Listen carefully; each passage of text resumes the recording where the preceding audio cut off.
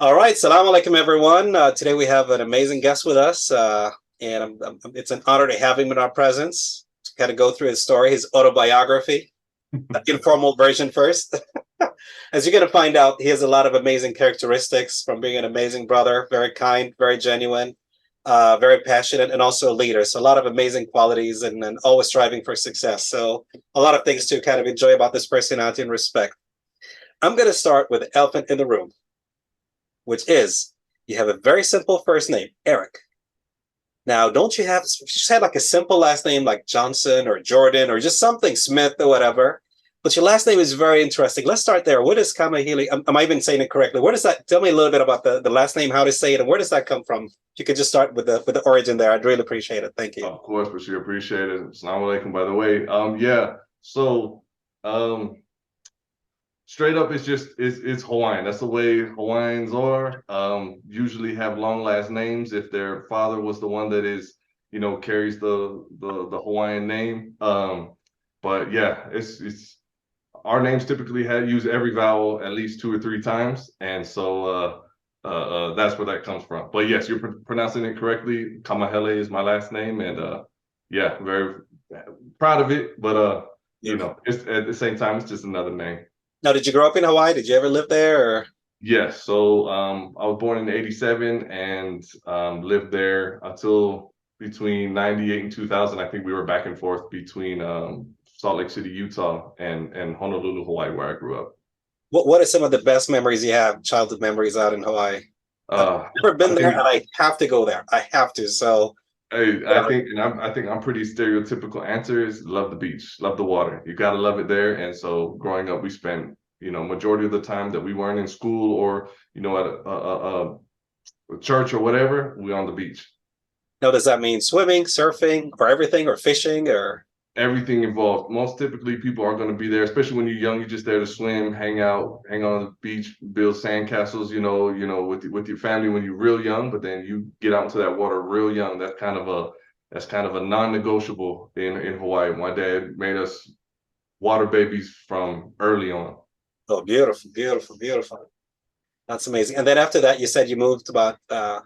Yes, so my mom's family, majority of them lived out here in Utah at the time, and she was kind of homesick. So we moved from Hawaii, I think between '98 and 2000, moved to Salt Lake City, Utah, and have been there, pretty much ever since. Now that's another interesting city. What do you kind of like, or what kind of hobbies do you have there? I don't think there's an ocean there, right? So now you're dealing with is it No, mountains or that's right. We have a couple lakes, but they're cold compared to what I'm used to. okay. But what I love about Utah is that it's four seasons, including the winter. So you have snow, we have great mountains that are real close by. I can be on the mountain with my snowboard strapped up and ready to go in, a little less than an hour. And I love snow sports. I don't love the cold as much as I'm getting older, but I love the sports that are involved with the snow. So how do you go from warm weather sports, swimming in Hawaii? I don't know if you're doing skiing or like indoor. Like how was the transition, or is it that you went back and forth so many times that it was just natural, or did you? Yeah, we were a little exposed to it early on when we were younger with visiting and stuff like that. So I kind of got accustomed to it fast. But it is a big shock, big change to be, here all the time. But it's still a great place, you know what I mean? And there are a lot of Polynesians here, which, whether it be Samoans, Hawaiians, Tongans, whatever. So you still have a little bit of culture. But I think just in general, being involved in sporting activities just made it an easy transition. You just got to get used to the temperature. That's all. What is one thing that I should appreciate about Polynesian culture? I mean, you see Um, the movies, you see the bonding, the family, the pride and stuff. But what is something that you know? I think that's it. What you just said right there. There is a huge sense of love in my culture. By culture, I mean Polynesians in general.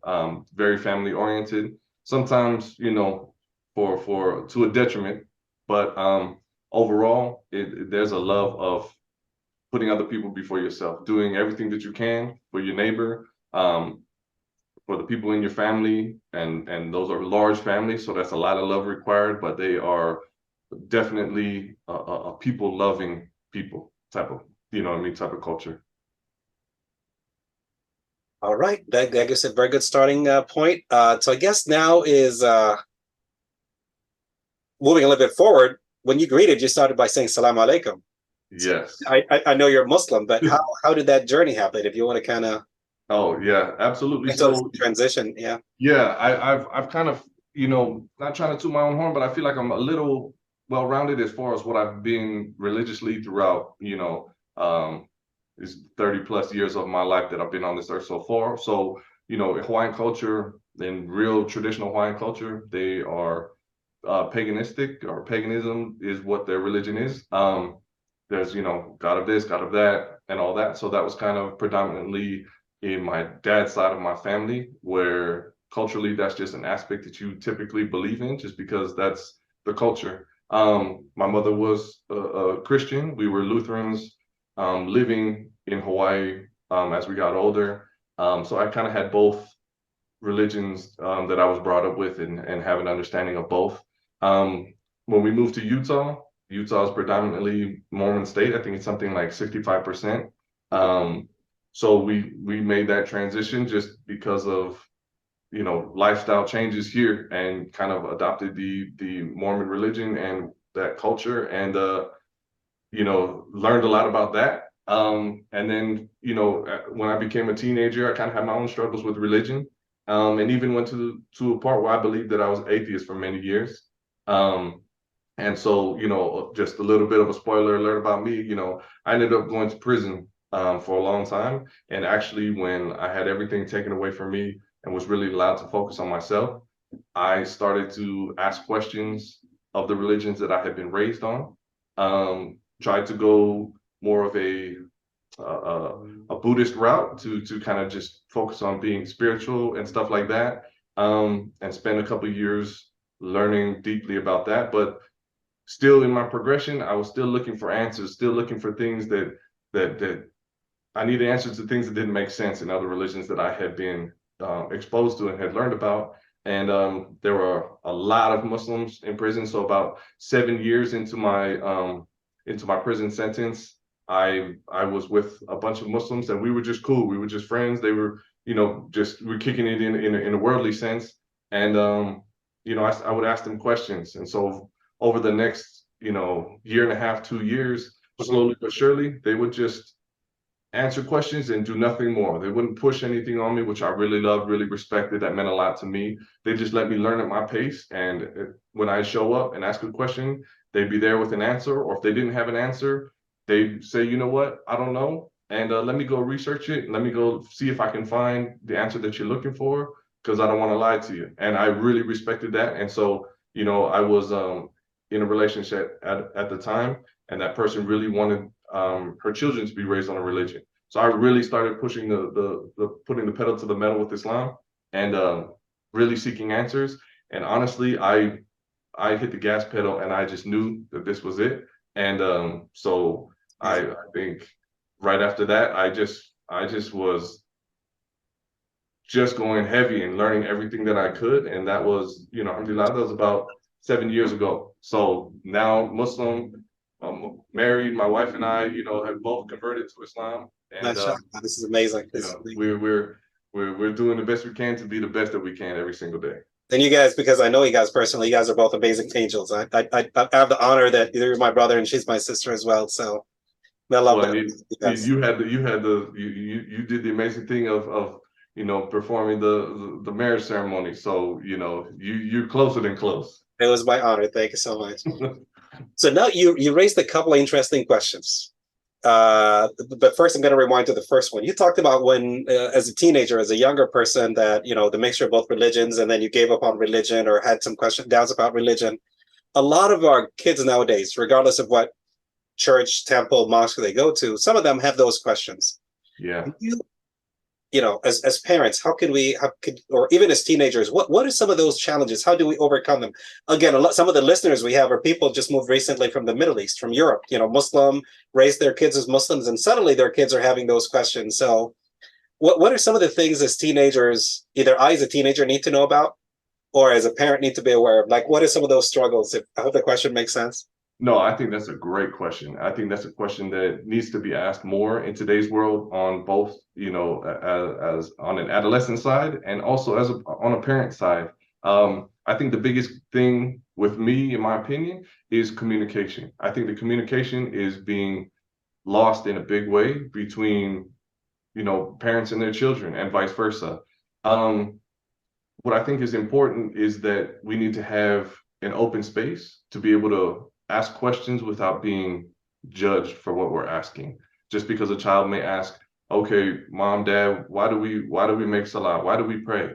If we come with some kind of answer because we're so afraid for our children that they're not going to want to pray and that they're questioning the pillar in Islam of salah, of prayer, if we're coming with that fear and that attitude and letting that emotion override our ability to answer it in a very understanding and comprehensive way, in my opinion, that opens the door to lose the attention of our children and lose the respect in the sense that I don't feel safe asking questions, so therefore I'm going to seek answers where I feel more comfortable. And in doing that, I'm sure both parents and kids know just what is available as far as on the internet with people, whatever. You may not get the answer, and you probably won't get the answer that's correct or what you need at that time.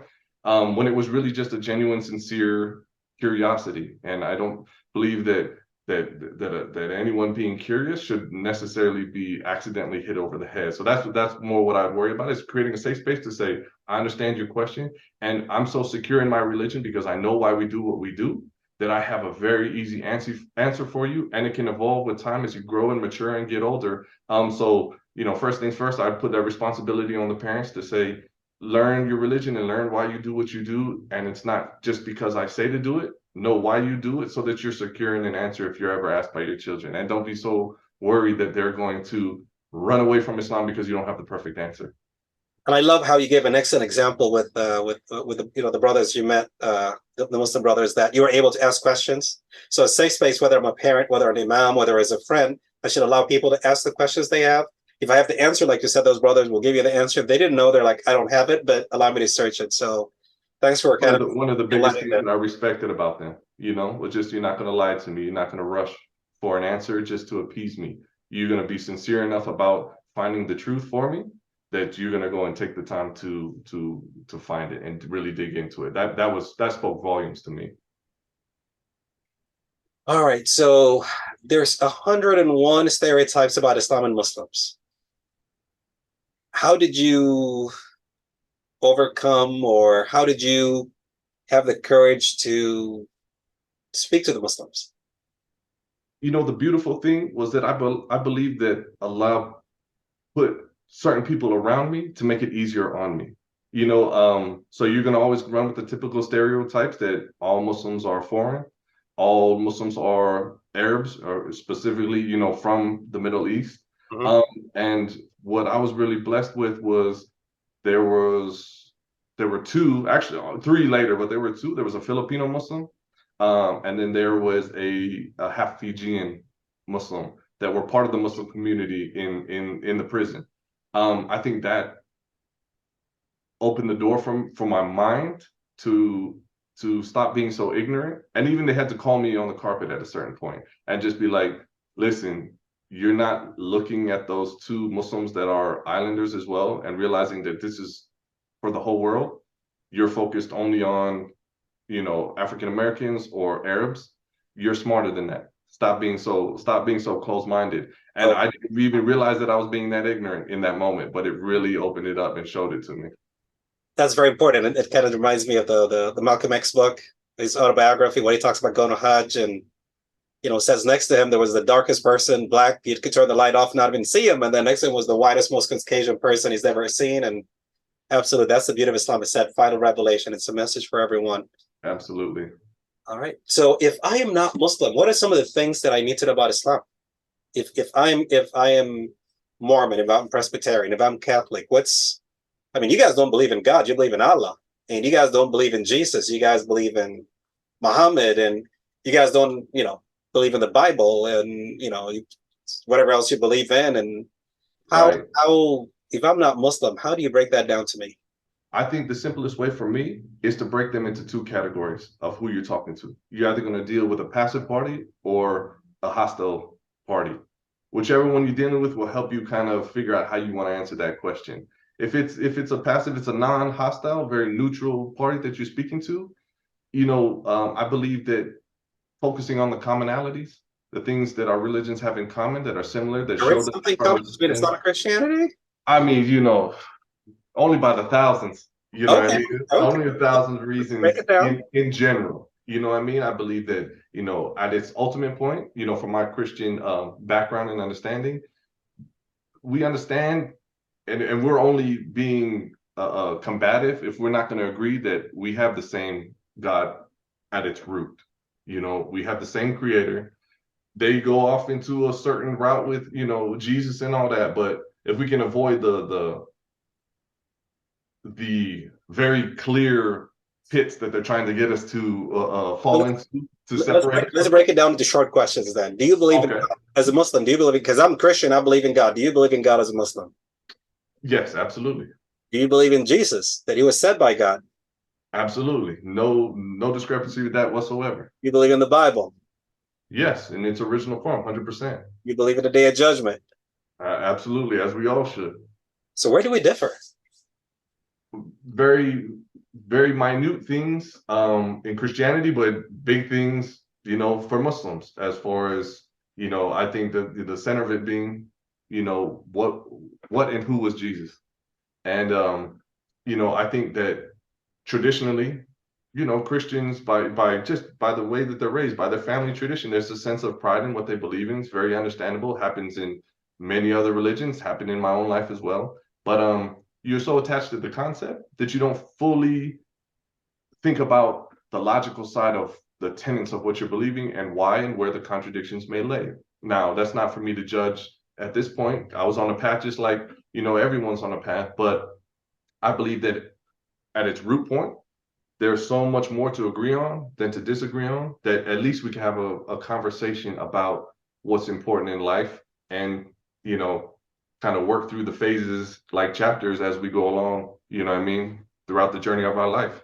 So I really appreciate that. And what we want to do is we'll probably have an episode talking about the similarities and differences between Islam and Christianity.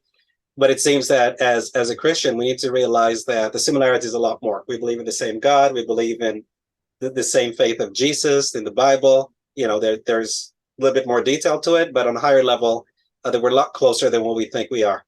But before we get to that episode, we want to clean house first. Muslims are not perfect. Is that a true statement? Absolutely. Okay. So you mentioned some amazing brothers that were very supportive, that gave you that safe kind of feeling and stuff. What are some of the challenges that I would face as an inmate in the Muslim community? Oh, where do I begin? No, in general, what you're going to run into in prison as a Muslim, first, if you're changing as a Muslim, if you become a Muslim in prison, that's a whole war in and of itself. You're gonna offend a lot of people. Your alliances are gonna change in prison for the most part, and you're gonna feel very much like an outcast for a while unless you have a very strong and devoted community willing to kind of pick up the pieces as your life kind of turns upside down. So I just want to hit pause there for a second. So there's two kinds of Muslims. There's a Muslim that's already in a correctional facility, and then there's a Muslim that's outside. For the Muslim that's outside, I just want to remind myself, and maybe you can help me stress this.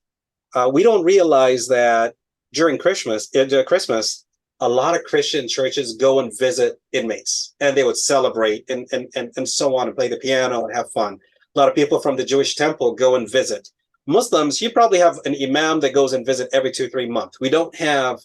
Muslims don't realize that you can actually be an imam. You can volunteer and go to any correctional facility, any prison, any federal prison, state prison next to you, and be there every Friday, be there every Sunday, and speak to your brothers and for Eid and the sisters with the sisters, and go in and visit them and share a lot of stuff with them. So what you're saying is valuable, because now I know that I can volunteer. Maybe you could stress the importance of that as someone that has spent a few years, that it would have been so nice if we had more brothers and sisters visiting the sisters and especially during the occasions and stuff, so that we can go in and share. But once I'm able to do it, I need to know what you're about to tell me right now. So, how many Muslims from the outside will come visit you, or the Muslim Um, community?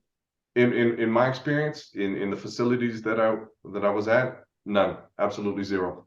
So, Uh, what's the message to all those Muslims that go to the masjid on Friday, that memorize so much Quran and so much Hadith, and could go and visit? All they need to do is just sign up a volunteer form at the state prison or a county and whatever.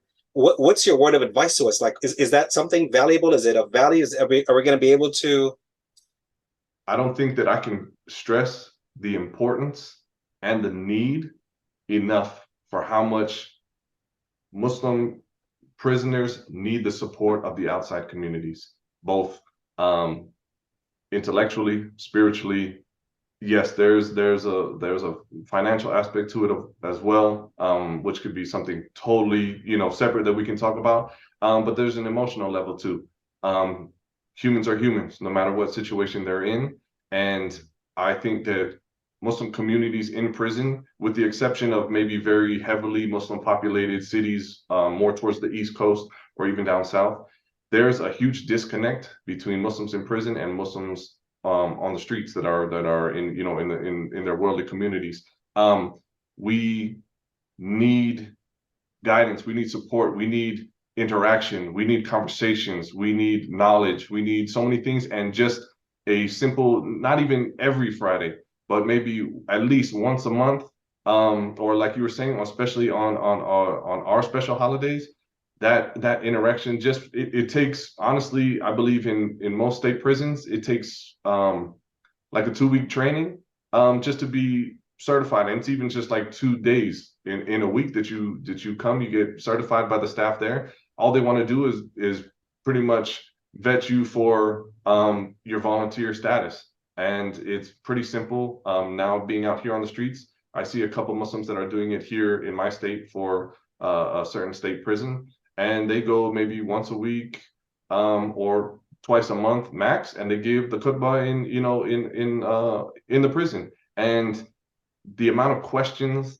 the Mhm. amount of conversations, they realize how much interest they spark by showing up in prison. And I'm being on the other side of that. We have so many people that that I'm around and experience, and mashallah, they have so much more knowledge than I probably ever will. But they have a place that they want to share that information. And sometimes it just spins in circles in the masjid because they're arguing the same points back and forth. Where you can go and teach in the prison to people that need the knowledge and that are just willing to listen. And you can go and use all your knowledge and give it to them. And that's a beautiful place to spend your knowledge, the people to spend it on, in my opinion. So I think that's a really good, that would be a great effort for that I wish more people would do.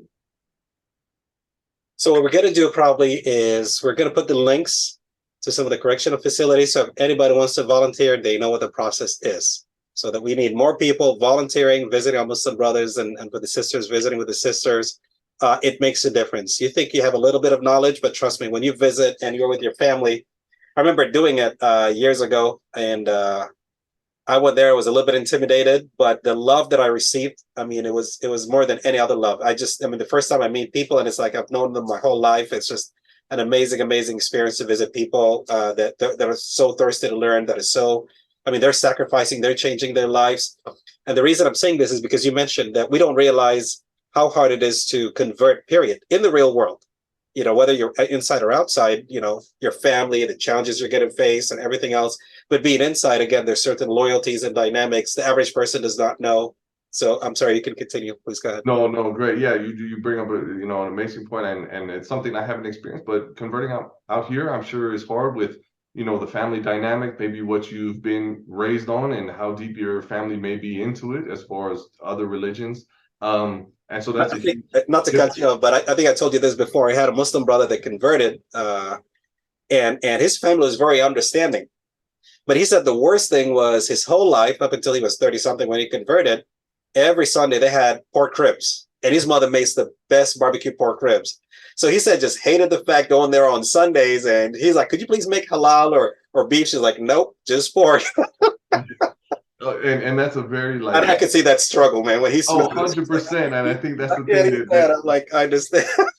born and raised Muslims might forget is that we are outcasts in our own families at times, not merely by attitude, but also then by tradition. And so, you know, we can smile and laugh, and it makes perfect sense to me because I'm Hawaiian and we were raised on pork. You know what I mean? We're almost half pigs growing up. You know what I mean?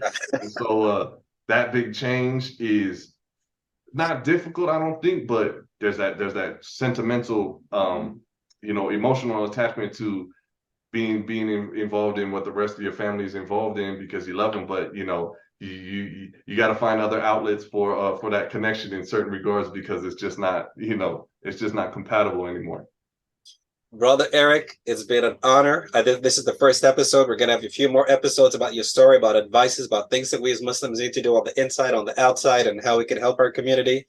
We want to hear more about your journey, but we're going to conclude by just making a prayer for all our Muslim brothers and sisters in there, and just being more aware of them and whatever support we could do to help them, and just making people aware that there's something in there. So maybe you can conclude with some kind of a wish on this episode, and then we can't wait to see in the next episodes. Go ahead, please. No, inshallah, and jazakallah khair for the opportunity. I appreciate it. What I really hope is that we remind ourselves, both myself and, you know, anyone that may watch this, is that human beings are human beings. We all have issues that we are either raised with. We all have things that we're struggling with, and we're all at different points within our religion, whether it be Islam or otherwise. And I think that just reminding ourselves that the human beings that we're coming across are dealing with similar things than we are.